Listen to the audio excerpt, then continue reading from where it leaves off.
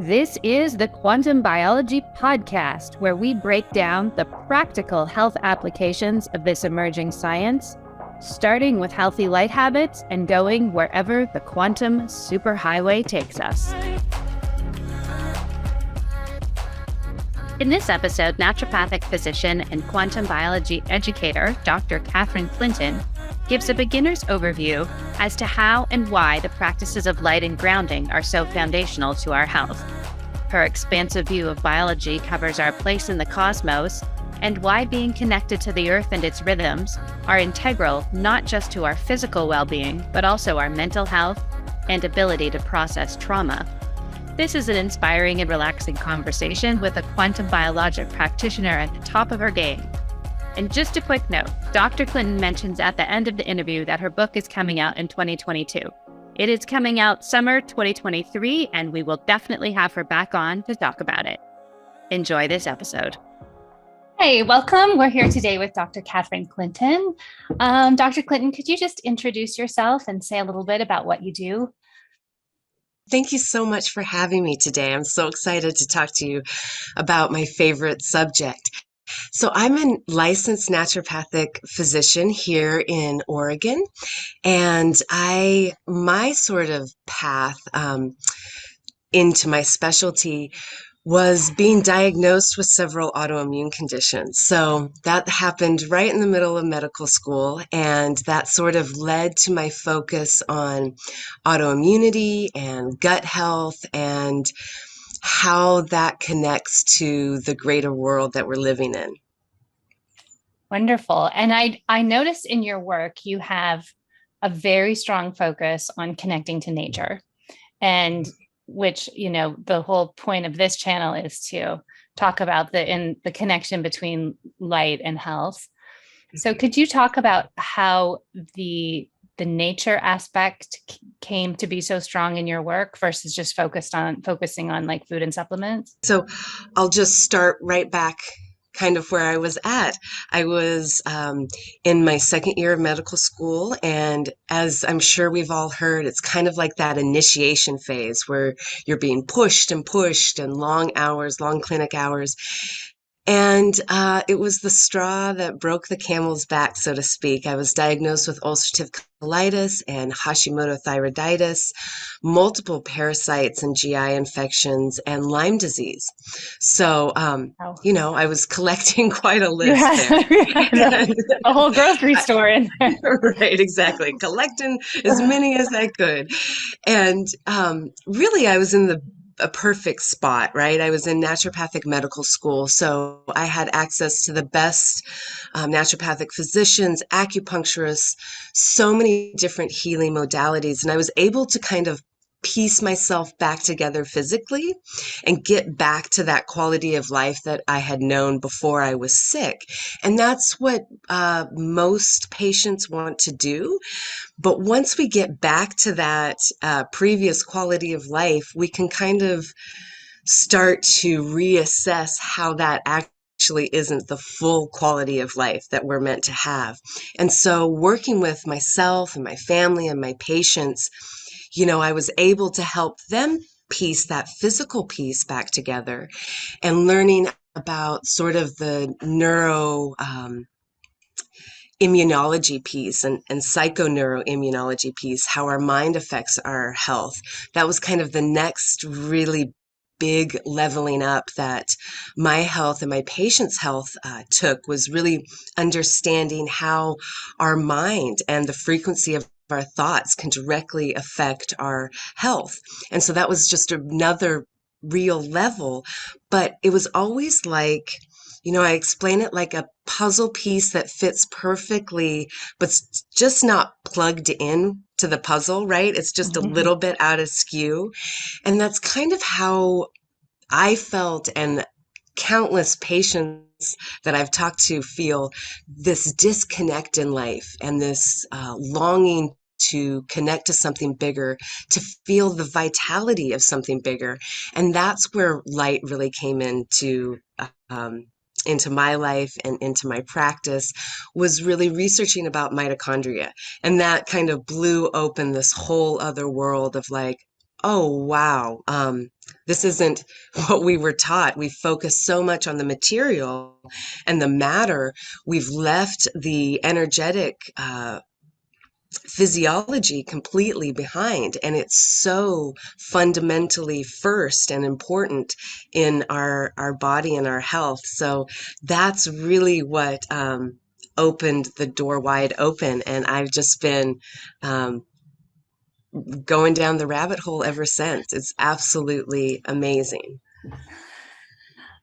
Wonderful. And how do you explain, if I was a patient and I was like, yes, I understand I need to improve. I just not myself. Yes, I understand I need to improve my diet and I would like some supplements. But like, what are you talking about light? How does light have anything to do with it? Like, how do you explain that to somebody who really has never entertained that concept before, like the role of light and our mitochondria? Well, I like to start a little bit bigger, right? So I like to start with how we don't really recognize the connections, or we don't acknowledge is a better word, because we absolutely recognize there's tons of science behind this, decades and decades. But I like to start with something a little more familiar in the, zeitgeist. So I talk about the connection between the gut and the brain, the heart and the brain, the lung-gut connection. So I start to talk about how our physiology is connected in more ways than we acknowledge. And then I do like to bring it down to a mitochondria and talk about how those are we typically think of them as the powerhouses, the energy makers of the cell. But when we really start to look at what's happening is all of these connections, the immune system, the gut, the heart, our neurological connection, our fascial connection, the way our mitochondria communicate, our whole body is a messaging system. And so when we start to really understand and wrap our heads around that, then we can understand that what's coming in are messages and what our body is responding to are messages. So messages such as processed food, artificial lighting, living out of sync with our solar system and our place in the universe really is a massive danger signal to our biology. And when we can replace those danger signals with safety signals, such as water, staying hydrated, such as light that interacts with our own intercellular water, this is where we make profound changes. And this is what I really think is the underlying difference that we're seeing in how people respond to different diets, to different medications, to different social situations and stressors, is really their ability to receive that input from the light in our environment, from photons, from phonons, from the frequencies in our world, and it being able to travel throughout our biology. I have a feeling that the blockages in the communication are where our sickness and our chronic disease really stem from. So getting to the light is super foundational. So I like to pique people's interest, and let them know that it's way bigger than one little piece. It's way bigger than a red light machine or there's so many wonderful things, but it's really a deeper connection into how our body has evolved, our biology has evolved in this greater ecosystem and what it means to be human. And so that's what I like to do. I like to kind of open the doors the way they were open for me, just really highlight that possibility for, of course, better health, but deeper connection and a deeper vitality that reaches, infinitely. I love that. I love it. Okay, so I have so many different things I want to ask you now. I'm going to start with, you mentioned our place in the solar system. Say more about how this works on on that level, as opposed to our place in our localized ecosystem. The solar system is a much bigger picture way of looking at Yeah, and I love to do that because I think that's what we're really missing in medicine and our society is we've walked so far away. We used to as a human race, humanity was living in such deep connection to the cycle, the yearly cycle, the orbits of the planets. And I was just reading something the other day about Hindu cosmology, and we're talking, way back BCE style, it. um, very far back, definitely ancient civilization. They had the yearly orbit of the planet at it just like very close to our 365 day, it's like within a few seconds. Um, and so it's really amazing that with our advanced technology and learning and research and studies that we've become so myopic. Um, we've really forgotten quite literally our place in this solar system. We are so deeply connected to the rhythm of the sun, to our orbit around the sun, and it has profound effects on our health, our mental health, our physical health. Um, and it's really not acknowledged in medicine. And to think if it was, I mean, what an amazing thing that would be to have our health and our medicine really attuned to our place in this universe, in this world. We are supposed to be on this spinning rock, you know, orbiting this massive star, and this influx of photons that comes from the sun. Again, we get so myopic. We think about, well, what does the sunlight do to me? It makes vitamin D, and it can make me, increase my dopamine and serotonin. But on a grander scale, what's happening is this highway, this flood of universal photons are coming down, and they're interacting with me, and that gets flooded to the people closest to me in my family and in my community. And that literally travels, that photonic energy travels from person to person across the globe. So it really connects us in a way that I don't think we've been connected for centuries, really.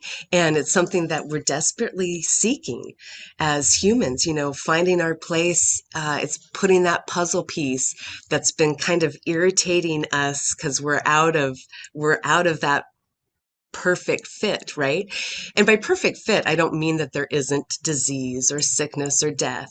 I mean finding that place of comfort and that place of connection with the world around us, really. That is beautiful. Thank you for that, Catherine. I hadn't thought about it in exactly that way before. And so we've lived, my family, we've lived in, for my husband's job, like a boring corporate job, but we got to live in different places in the world. And so we've traveled with our children and seen a lot of prehistoric sites. And they're always like, how did they build that? How did they know to do that? And we're like, astronomy, and it's true. It's like some of these things are thousands and thousands of years old. And yet, we just had an inherent understanding of Absolutely. how to connect with the cosmos to the point we could build geometric structures. And I saw recently you're writing about geometry, so I wonder if that plays into it as well. I absolutely think that. I think that the power of our human experience on this earth, the power of generations observing that relationship with our place on the earth, with the animals, with the plants, with the sun, the moon, the air, the water, all of that stuff has been disregarded. And it's amazing to look through a microscope, right? It's amazing to do research, and I don't want to downplay that, but I also think that we've come so far the other way that if it's not seen underneath a microscope, it doesn't exist. And it's like, when we talk about light interacting with our body and structuring the water that we drink and the intercellular water within our body, looking back at what the Mayans were doing with their water supply, they were filtering and structuring their water with zeolite. And of course they didn't have the studies that we are now seeing in quantum physics, right? They didn't have that microscopic quantum knowledge, but they had a definite macroscopic quantum knowledge that came from generations of lived experience. And so that's something that I don't think we should throw aside. Um, when you were talking about the messages that we're getting from different kind of inputs in our environment. So when we have a healthy input, like we're drinking, quality water or standing in our bare feet on the ground and in natural light, you talked about that telling our body, giving it a signal of safety. Mm-hmm. I think that's a really interesting way to think about it. And I'm curious, in terms of mental health, which so much of our mental disorders, I think, stem from a place of not feeling safe. Absolutely. So you talk about the connection between being well connected to the natural world and mental health. Let's just add a little context to that, and what's happening, right? What's happening when we are feeling chronically stressed, anxious, depressed, trauma, right? It's been a incredible couple of years, and we have been chronically stressed, to say the least, right? And so when we're in that state, physiologically, what's happening is we see a shift in our microbiome from more beneficial species of microbes to more harmful species of microbes. And what we also see at the same time is a dip in our T regulatory cells. And our T regulatory cells are the ones that go through the immune system and put out the inflammatory fires from infection, from inflammatory reactions to all kinds of things, autoimmune reactions. They're the ones that go in and say, hey, okay, enough, simmer down, let's decrease that inflammation. And chronic stress and trauma derange the gut microbiome. They decrease the T regulatory count systemically throughout the body, which is going to raise inflammation. At the same time as all this is happening, we see an increase in intestinal permeability, right, or leaky gut. And that also increases inflammation systemically. And what we're seeing is that stressor, that trauma, that chronic stress, and the changes that happen in our body can last a lifetime if they're not addressed, right? So that derangement of the microbiome, the immune system, it deranges our vagal nerve and a neurological connection, right? So it's harder for us to access that frontal lobe that makes calm, rational decisions. It does a whole bunch of different things in our body. And unless we address that, those can persist. And what we see is that some of the most powerful ways to address that is by accessing the things that we have evolved with over millennia, right?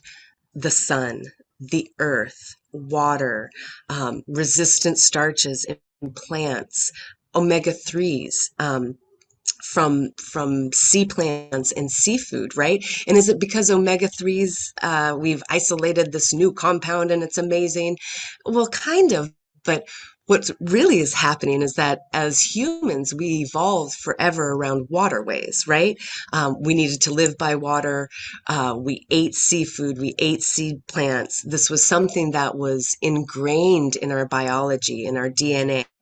So one of my favorite studies is a study looking at infants in the NICU, and they had to be separated from the mothers at birth for medical reasons. And they took that separation as the trigger stimulus for that trauma, and they saw that it had the same effects we're talking about, right? That derangement of the gut microbiome. And so, what they did with these infants, who again, they needed to be separated for medical reasons, but the researchers knew that would be traumatizing. And so they tested the microbiome. They saw that inevitable shift from beneficial microbes to more harmful microbes. And all they did was supplement with omega-3 fatty acids in the bottles of breast milk for these infants. And they saw a complete reversal in that microbiome derangement. So this is a wonderful example of how something that we've grown and evolved with over millennia can really change um, our health and impact our mental health and our physical health. And the same goes for, like you said, bare feet on the earth, getting in that natural light, that AM sunlight and that evening sunlight and afternoon sunlight in between. All of these things are safety signals that help our biology reverse that rampant inflammation of modern living. And that's really what's happening is there's just this constant barrage of danger signals, toxins, processed foods, stay up late, um, you know, driving to work. I mean, that can be a stressor. The list goes on and on with the danger signals. And when we can start replacing those with safety signals, then we see that biology regulate itself. We see those mental health sort of patterns of anxiety and depression and chronic stress and trauma. We see those start to resolve when we can receive those messages of safety, when our body isn't on high alert, trying to stop the cracking dam by putting our fingers in all the holes. It's like a chaotic message, right? And really what our body is used to is this really intricate, intimate orchestra of the world around us, the light, the sound, other people in our community, and whether we feel safe there. And I just want to say at this point, I think that this is one of the massive, major, wonderful things about reconnecting to light as our health source, as reconnecting to the earth for our health source, is finding that safety in something that doesn't depend on another person. If we are, if we are lucky enough to have that support and that safety in our community and our families, that is wonderful, and we should cherish it and build it and share it. But many of us don't have that safe landing spot. We don't have a safe family or a safe community. And reconnecting with the world around us allows us to widen that net of safety, to be able to feel safe and held by time in nature, by physical contact with the world, by physical contact with the sun and sunlight. That is so powerful. I would wish that everyone could access that, and we can, is the exciting thing. That is beautiful. Yeah, no, I'm getting chills thinking about that. And it's true that coming home to nature and that it takes the pressure off. We don't maybe need all the people around us to show up exactly the way we think they should if we're already at home in our bodies. Or the workplace environment, or Yeah. all of it. Um, it that doesn't have to be safe, and it might not be. We can find safety and health in other ways, and that's so powerful. Wow. Um, my last question, I know there's been in the last couple of years, we've been thinking more about our immune systems than we ever have in our lives. Could you share how you explain how the immune system works? We've been primed, and when we think about schooling, I think about my medical schooling, when we think of the immune system, it's really the defense system, right? It's our defenses against the world, against the germs. And just an example like autoimmune conditions. So, autoimmune conditions, if you were to internet search that, you would instantly find it's your body attacking itself, right?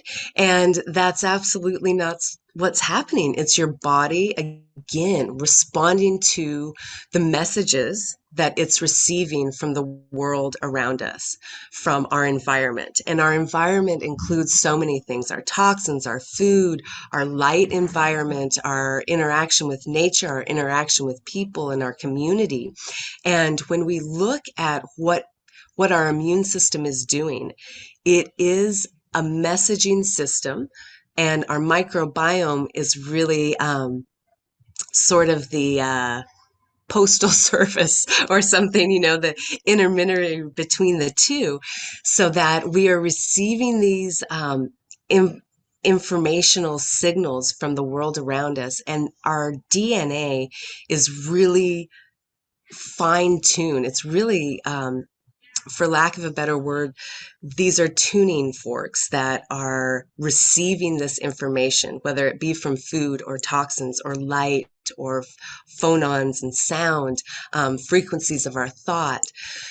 So when we're talking about how we can live in the best health in our environment that is filled with so many other people, so many other microbes, what we're talking about is removing as many danger signals as we can and replacing with as many safety signals, as many evolutionary signals that we have evolved with over millennia.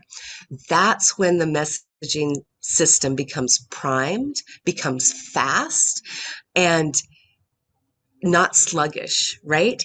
So again, we were talking about light and really a myopic focus on vitamin D, right? So if we take out all of that vitamin D stuff and look at what the sunlight is doing with the immune system besides vitamin D, it's literally energizing and invigorating it so that it messages faster, cleaner, more efficiently.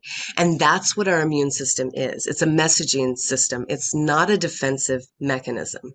It's a messaging system. So the more we can be mindful of what messages we have around us, what messages we are giving out and internalizing, the better health, the better communication and networking that this immune system will be able to do. Wow, I love that. It's a great way to think of it. And when you say tend your terrain, tell us about that. Well, I started that in early 2020 when people were spraying beaches with bleach to get rid of any dangerous microbes. I just talk about getting out of sync. I was up at night, what are we doing? And that's when I started using that hashtag on social media and inviting people to really start thinking about, you know, so many of us, when we talk about the immune system, we think about our body and our defense mechanism and how do we keep it up and tight and, that kind of thinking. But tend your terrain is really meant to open us up to a bigger idea that this, our we don't stop at the barriers of our skin, right? We are intimately connected to the terrain within us, the microbiome, but that terrain expands throughout the universe, really, if we want to zoom out that far. So when we are talking about increasing temperatures on the earth, we know that that affects mammals' microbiome. It makes viral interactions more severe, more virulent.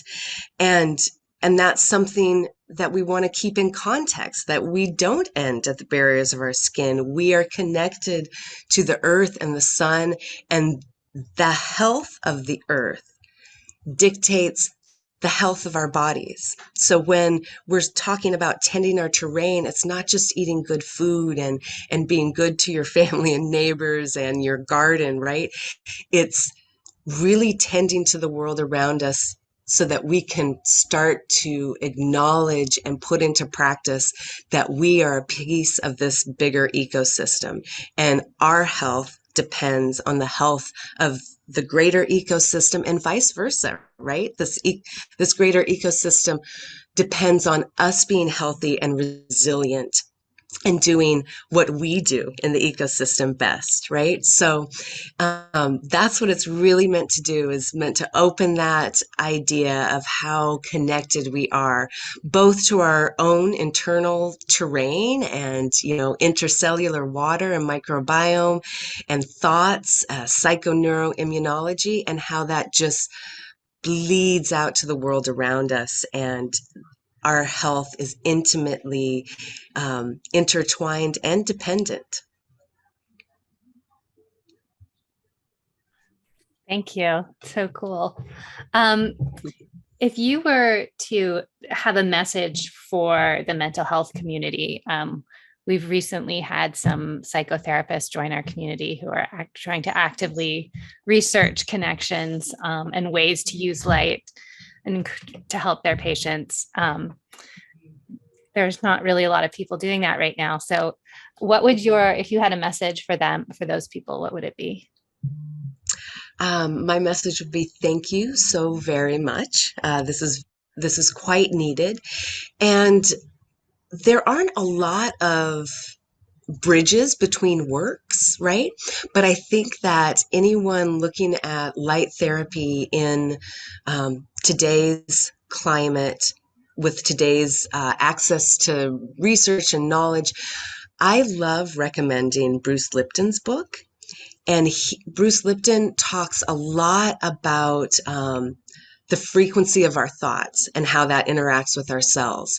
And we can replace that for light, right? So we're really dealing with frequency. And I would encourage everyone to really dive into the research around psychoneuroimmunology and how that impacts our mental health, and how reversible and fluid it is. There's so many people out there needing help and support around their mental health, and so I applaud all of you doing the work, and those are some of my favorite resources out there. PubMed, psychoneuroimmunology, there's just a slew of research out there, and really connecting what someone like Bruce Lipton is saying about stem cells and our thoughts and frequencies for the frequency of light, because it's a direct correlation with mental health and what's happening physiologically. So yes, thank you for doing that work. Thank you. Yeah, I think Bruce Lipton was the first person I heard use the term epigenetics.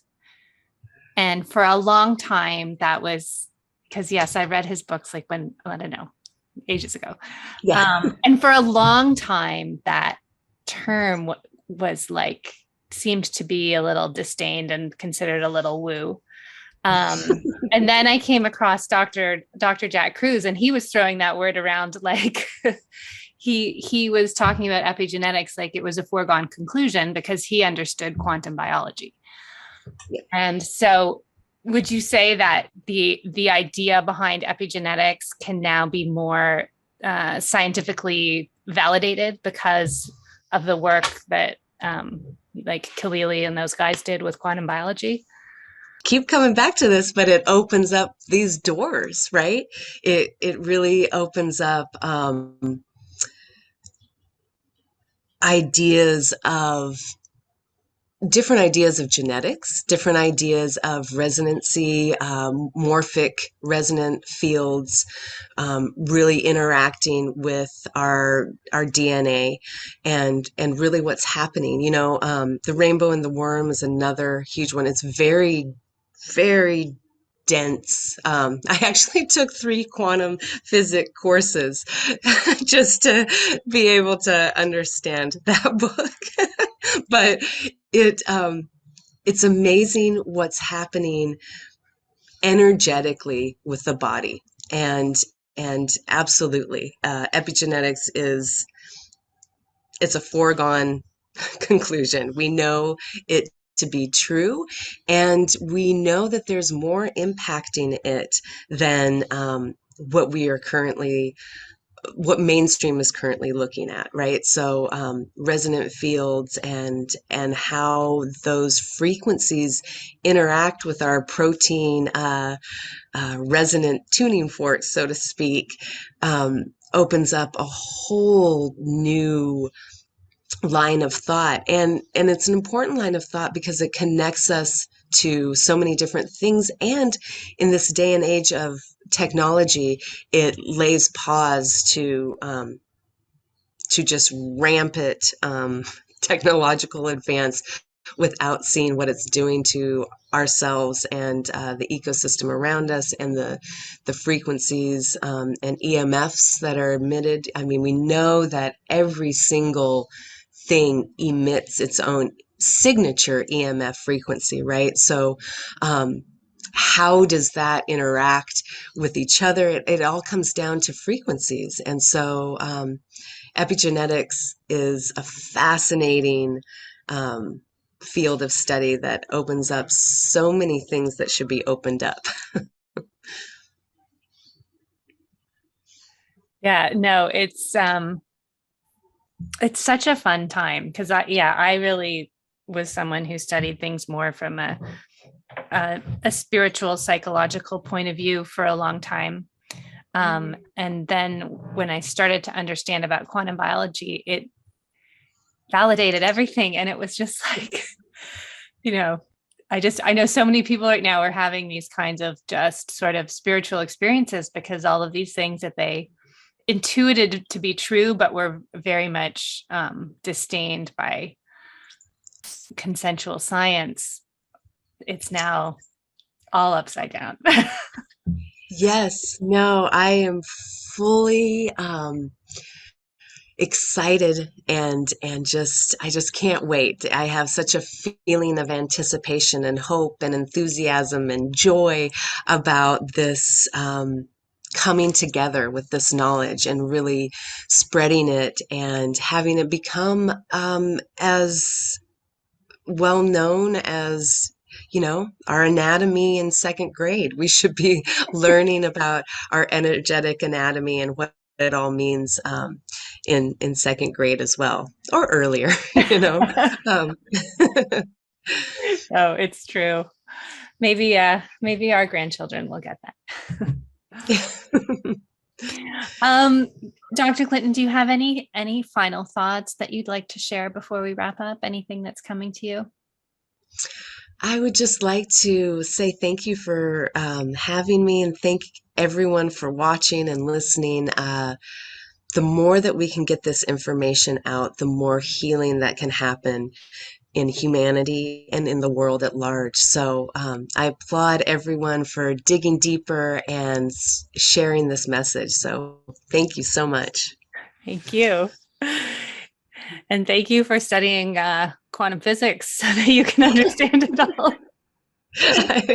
It's dense, right? And Yeah. I have to admit I'm finishing up work on a book, and one of my disclaimers is I have to rely on the math of others for this, right? Yeah. So if all the quantum physics agree that the math is right, I follow along. I am not there with my math skills. Yeah.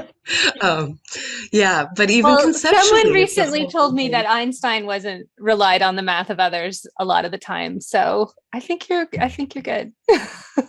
Yay. Yeah, apparently